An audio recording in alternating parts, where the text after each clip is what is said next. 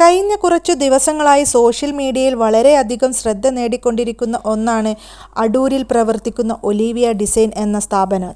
Olivia ഉടമകളായ അച്ചും സിബിനും നിരന്തരം പെൺകുട്ടികളെ മോശമായും സെക്ഷുവലായും പീഡിപ്പിക്കുന്നു എന്ന വാർത്ത സോഷ്യൽ മീഡിയയിൽ ശ്രദ്ധേയമായിരുന്നു. മോഹന വാഗ്ദാനങ്ങളുമായി വിളിച്ചുവരുത്തിയ പെൺകുട്ടികൾക്ക് അവിടെ അനുഭവിക്കേണ്ടി വന്നത് മാനസിക സമ്മർദ്ദം തന്നെയാണ്. 30,000-വും 40,000-വും ശമ്പളം പ്രതീക്ഷിച്ചു വന്ന പെൺകുട്ടികൾക്ക് 10,000 പോലും ലഭിക്കാത്ത ദയനീയ അവസ്ഥയാണ് ഉണ്ടായത്. ഒലീവിയയുടെ ഉടമയായ സിബിയിൽ നിന്നും സെക്ഷുവലായിട്ടുള്ള പീഡനങ്ങളും ഏൽക്കേണ്ടി വന്നിട്ടുണ്ടെന്ന് പെൺകുട്ടികൾ പറയുന്നു. തങ്ങൾ വന്നെത്തിയത് വലിയൊരു കെണിയിലാണെന്ന് മനസ്സിലാക്കി തിരിച്ചിറങ്ങുന്ന പെൺകുട്ടികൾക്ക് നഷ്ടമാകുന്നത് ബാക്കി ശമ്പളത്തുകയും മൊബൈൽ ഫോണും സിമ്മും ചെക്കുമൊക്കെയാണ്.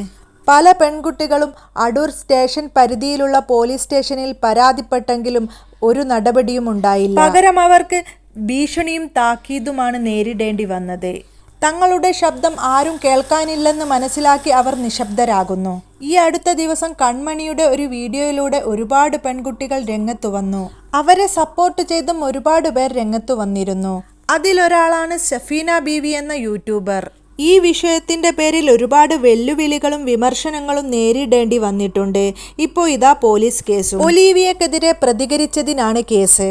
ഷഫീന ബീവിയുടെ സഹായത്തോടെ ധാരാളം പെൺകുട്ടികൾ ഒലീവിയക്കെതിരെ പോലീസ് സ്റ്റേഷനിലും ലേബർ അതോറിറ്റിയിലുമായി കേസ് ഫയൽ ചെയ്തിരുന്നു. എന്നാൽ ഒലീവിയക്കെതിരെ യാതൊരു നിയമ നടപടിയുമെടുക്കാൻ നിയമപാലകർക്ക് സാധിച്ചില്ല. പകരം പരാതിക്കാരെ വായടിപ്പിക്കാൻ ശ്രമിക്കുകയാണ് പലരും ഇപ്പോൾ. ഞങ്ങൾക്കെതിരെ ഒരു ചെറുവിരൽ പോലും അനക്കാൻ ആർക്കുമാവില്ല എന്ന് വെല്ലുവിളിക്കുകയാണ് സിബി എന്ന ഒലീവിയയുടെ ഉടമ. മന്ത്രി ഗണേഷ് കുമാറും തോമസ് ഐസക്കും രാഷ്ട്രീയ പാർട്ടിയുമെല്ലാം ഞങ്ങൾക്ക് സപ്പോർട്ടാണ്. പിന്നെ ഞങ്ങൾ ആരെയും പേടിക്കേണ്ട കാര്യമില്ല. പൂർവാധികം ശക്തിയോടെ മുന്നോട്ടു പോവാൻ ഞങ്ങൾക്കറിയാം. ഈ ഒരു വിഷയത്തിൽ ഒലീവിയയ്ക്ക് എല്ലാ രീതിയിലും രാഷ്ട്രീയ പിന്തുണ ഉണ്ട് എന്ന് തെളിയിക്കുന്ന സിബിയുടെ വോയിസ് ക്ലിപ്പിലൂടെ നമുക്ക് മനസ്സിലാകും. ആ വോയിസ് ക്ലിപ്പ് ഒന്ന് കേട്ടു നോക്കൂ.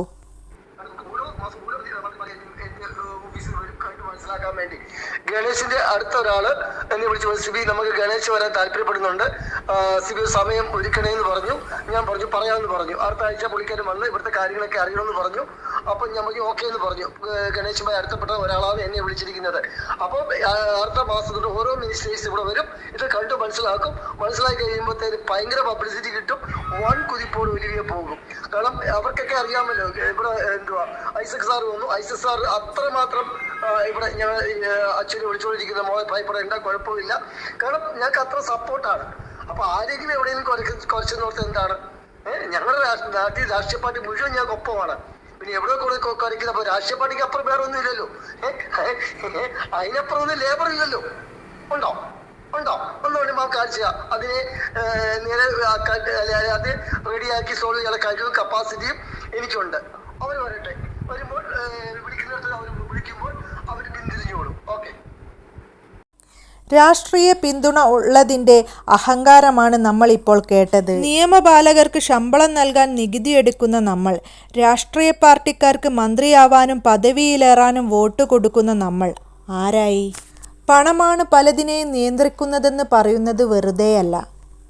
പെൺകുട്ടികൾക്ക് കൊടുക്കാനുള്ള ന്യായമായ ശമ്പളത്തുകയും അവരുടെ മൊബൈൽ ഫോണും സിമ്മും ചെക്കുമൊക്കെ കൊടുത്താൽ തീരാവുന്ന പ്രശ്നമേയുള്ളൂ. ഈ പറയുന്ന പെൺകുട്ടികൾക്കാർക്കും ഒലീവിയ നശിക്കണമെന്ന ആഗ്രഹമൊന്നും കാണില്ല.